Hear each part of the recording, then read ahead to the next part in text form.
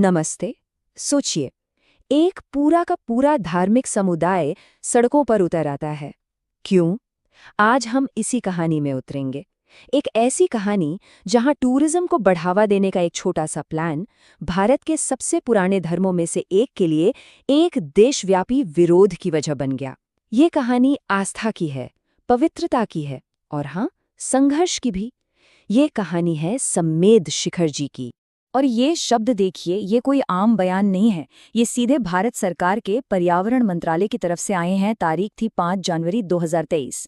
सोचिए, ये एक तरह से सरकार का मानना था कि हाँ, जैन समुदाय की जो चिंताएं हैं वो बिल्कुल जायज़ हैं और उनकी गहरी धार्मिक भावनाओं को सच में ठेस पहुंची है। तो सवाल यही उठता है ना, कि आखिर हुआ क्या था? क्यों एक पूरा का पूरा समुदाय देश भर में प्रोटेस्ट करने लगा? और झारखंड की ये एक पहाड़ी सम्मेद शिखर जी, आखिर इसमें ऐसा क्या खास है कि इसकी पवित्रता को बचाने के लिए लोग एकजुट हो गए? चलिए इन्हीं सवालों के जवाब खोजते हैं। तो चलिए सबसे पहले ये देखते हैं कि ये पूरा विरोध सड़कों तक पहुंचा कैसे, और एक जो शायद लोकल मुद्दा लगता हो वो कैसे पूरे देश का ध्यान खींचने वाला एक बड़ा आंदोलन बन गया। साल था 2022 का अंत और 2023 की शुरुआत, और देश भर की सड़कों पे ना एक अलग ही नजारा था।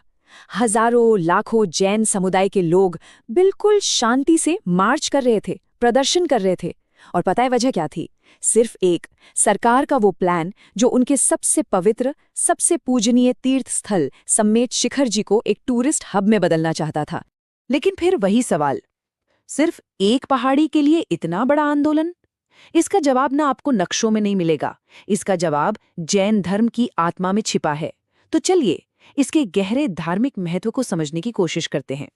इस पूरी कहानी का, इस पूरे संघर्ष का जो दिल है ना, वो इस एक नंबर में छिपा है, 20। जरा सोचिए, जैन धर्म में 24 तीर्थंकर हुए, यानी 24 सर्वोच्च गुरु, और उनमें से 20 ने इसी एक पवित्र शिखर पर मोक्ष प्राप्त किया था।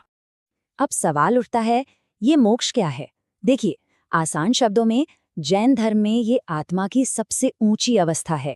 मतलब जन्म और मृत्यु का जो ये चक्र है ना, उससे हमेशा हमेशा के लिए आज़ादी, एक परम शांति की स्थिति।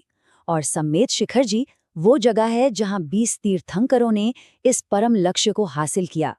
और इसकी अहमियत को और बेहतर समझने के लिए ये जान लीजिए कि सम्मेद शिखर जी जैन धर्म के सिर्फ 5 शाश्वत तीर्थों में से एक है। सिर्फ 5 शाश्वत, मतलब जिनका महत्व कभी खत्म नहीं होता, जो हमेशा पूजे जाएंगे।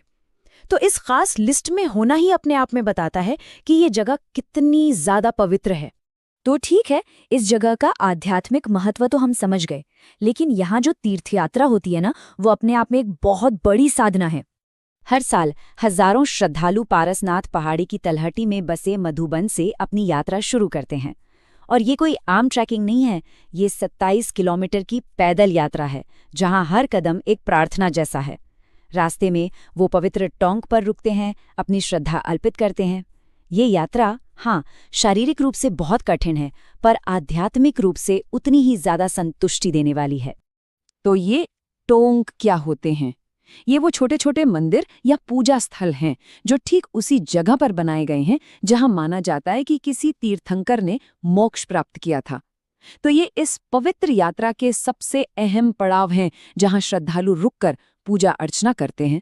तो ठीक है, पवित्रता वाला पक्ष तो अब हम समझ चुके हैं। अब आते हैं उस टकराव पर, उस क्लैश पर, जिसने इस पूरे विवाद को जन्म दिया, पवित्रता बनाम पर्यटन। तो देखिए, यहाँ ना 2 अलग अलग नजरिए आपस में टकरा रहे थे। एक तरफ था जैन समुदाय, जिनकी बस एक ही इच्छा थी, इस जगह की पवित्रता बनी रहे।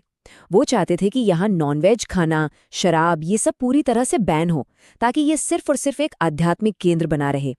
और दूसरी तरफ थी सरकार की योजना, जो इसे एक टूरिस्ट डेस्टिनेशन, एक इको टूरिज्म हब बनाना चाहती थी, मतलब इसका कमर्शियलाइजेशन करना। और मजे की बात यह है कि सरकार के अपने ही नियमों के हिसाब से पारसनाथ पहाड़ी पर कई चीजें तो पहले से ही बैन थीं, जैसे पेड़ पौधों या जानवरों को नुकसान पहुंचाना, पालतू जानवर लाना, जोर जोर से म्यूजिक बजाना और हाँ, शराब या दूसरे नशीले पदार्थ बेचना। तो समुदाय की असली चिंता ये थी कि अगर टूरिज्म बढ़ा तो इन नियमों को लागू कौन करवाएगा, इनका पालन कैसे होगा। तो जब आस्था की ये आवाज इतनी बुलंद हुई तो सरकार को सुनना ही पड़ा। तो चलिए अब देखते हैं कि इस टकराव का हल कैसे निकला और सरकार ने आखिरकार क्या फैसले लिए। देखिए, इस मामले की जड़ें थोड़ी पुरानी हैं। कहानी 1984 से शुरू होती है, जब पारसनाथ वाइल्ड लाइफ सैंक्चुरी बनी। फिर कई साल बाद अगस्त 2019 में इसे एक इको सेंसिटिव जोन बना दिया गया।